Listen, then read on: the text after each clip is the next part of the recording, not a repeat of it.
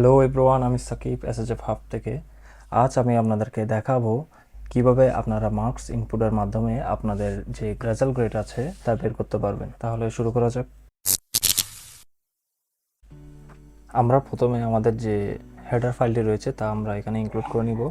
আমরা লাস্ট ভিডিওতে দেখেছি আমাদের হেডার ফাইলটির কাজ কি এবং এটির কিভাবে আমরা ইউজ করব বা এটির বিস্তারিত। যারা লাস্ট ভিডিওটি দেখেনি তারা অবশ্যই ভিডিওটি দেখে নেবেন। তাহলে নেক্সট আমার যা করতে হবে, এখানে আমি আমার সেমভাবে মেইন ফাংশনটি ডিক্লেয়ার করে নিব। আমি মেইন ফাংশনটি এখানে ইন্টিজার রাখবো, যেহেতু আমি এখানে রিটার্ন 0 করব। আমি চাইলে ভয়েড দিয়েও কাজ করতে পারি, কিন্তু আমি ইন্টিজার মেইন দিয়ে কাজ করছি। নেক্সট আমি এখানে একটি ভেরিয়েবল নিয়ে নিব। আমার ভেরিয়েবলের ডেটা টাইপ দেবো আমি ইন্টিজার এবং আমার ভেরিয়েবল নেম দেবো মার্ক। দেন আমি যা করব, আমি ইউজারকে ইনপুট দেওয়ার জন্য একটি স্ট্রিং শো করব বা একটি সেন্টেন্স শো করব, যেখানে বলবো এন্টার your marks, দেন একটা স্ল্যাশন দিয়ে দিব এবং পরবর্তী লাইনে আমি যা করব, আমি স্ক্যানএফ এর মাধ্যমে আমার ইউজার থেকে আমার যে মার্কসটি রয়েছে তা আমি নিয়ে নিব। অবশ্যই আমি এখানে % ইউজ করব, যেহেতু আমি ইন্টিজার ডাটা ইউজ করছি, এবং ডাটা স্টোর করার জন্য অবশ্যই আমাদের এখানে এন্ড দিতে হবে। এন্ড না দিলে আমাদের যে ইউজার ইনপুট দিবে তা এখানে স্টোর হবে না। এন্ডের মাধ্যমে আমার যে ভ্যালুটা আমার ইউজার দিবে তা আমার ভেরিয়েবলে স্টোর হয়ে যাবে। দেন নেক্সট আমার যা করতে হবে, আমার এখানে একটি কন্ডিশন দিতে হবে। তো কন্ডিশন দেওয়ার ক্ষেত্রে আমাদের যা যা খেয়াল রাখতে হবে তা হচ্ছে, আমার মার্কসের একটি লিমিট থাকে যে 80 থেকে 100 পেলে A+, 70 থেকে 79 পেলে A, এইভাবে একটি গ্রেডিং পয়েন্ট থাকে, বা 33-এর নিচে পেলে ফেল। সো আমি আপনাদেরকে 2 থেকে 3টি রেজাল্ট গ্রেড বের করার অপশন দেখিয়ে দিব, আর বাকিগুলো আপনারা হোমওয়ার্ক হিসেবে নিজে করে নেবেন। অবশ্যই কোনো সমস্যা থাকলে আমার কমেন্টে জানাবেন, আমি আপনাদেরকে সলিউশন দিয়ে দিব। সো আমি ফার্স্টে যা করব, আমি একটি ইফ কন্ডিশন দিব, যে কন্ডিশন আমার বলা থাকবে আমার মার্কস যদি 79 থেকে বড় মানে 80 হয় এবং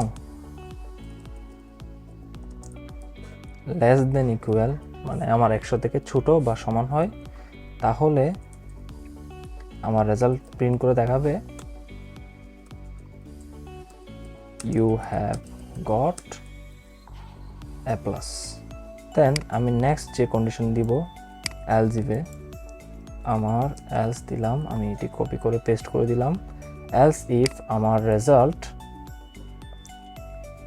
69 থেকে বড়, আমি চাইলে এখানে 69 থেকে বড় না দিয়ে 70 থেকে বড় বা সমান দিতে পারি, এবং আমার মার্কস যাতে 79-এর থেকে ছোট বা সমান হয়, তাহলে আমার রেজাল্ট হবে ইউ হ্যাভ গট এ।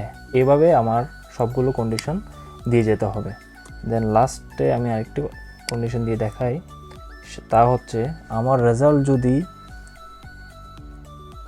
60 থেকে বড় এবং আমার 69 থেকে ছোট বা সমান হয়, তাহলে আমার রেজাল্ট হবে A-। দেন আমি লাস্টে এলস দিয়ে দিব, এলস আমার রেজাল্ট দিবে ইউ হ্যাভ গট F।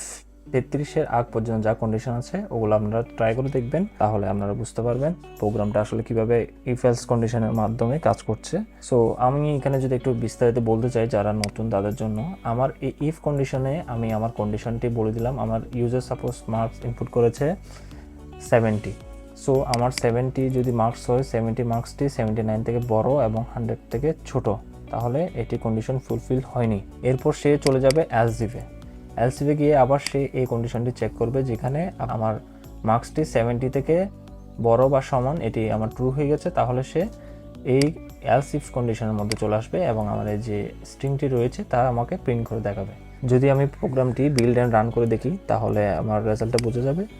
এখানে একটি সেমিকোলন পড়ে নিই। অবশ্যই আমি লাস্ট ভিডিওতে বলেছি, এই ভিডিওতে বলছি আপনারা প্রোগ্রাম শেষে সেমিকোলন ইউজ করবেন, না হলে আমাদের এরকম একটি এরর পাওয়ার সম্ভাবনা রয়েছে। বিল্ড অ্যান্ড রান, সরি এখানে প্রিন্টএফ হবে, প্রিন্টএফ ওকে। আমি আমার মার্কস দিলাম 65 অ্যান্ড এন্টার দিলে আমাকে বলবে ইউ হ্যাভ গট A-। দেন আমি সেমভাবে যদি আরেকটি রেজাল্ট দিই 70 8, তাহলে এ, এবং আমি যদি বলি আমি পেয়েছি 80, তাহলে আমি এ প্লাস। কারণ আমার কন্ডিশন দেওয়া ছিল যদি 79 থেকে বড় বা 100 থেকে ছোট, তাহলে 80 হচ্ছে 79 থেকে বড়, সেই ক্ষেত্রে আমার কন্ডিশনটা ফুলফিল হয়েছে এবং আমি এ প্লাস পেয়েছি, এরকম একটি রেজাল্ট শো করেছে। এইভাবে আপনারা আপনাদের মার্কসের ইনপুটের মাধ্যমে আপনাদের যে রেজাল্ট গ্রেডটি রয়েছে তা বের করতে পারবেন। যদি কারো কোনো সমস্যা থাকে তাহলে অবশ্যই কমেন্টে জানাবেন। চ্যানেলে যদি নতুন হয়ে থাকেন তাহলে সাবস্ক্রাইব করবেন এবং ভিডিওতে একটি লাইক করে দিবেন। আর কারো যদি কোনো ভিডিও সাজেশন থেকে থাকে তাহলে অবশ্যই কমেন্টে জানাবেন, আমি ওই টপিকের উপর ভিডিও করার চেষ্টা করব। ভালো থাকবেন, আসসালামু আলাইকুম।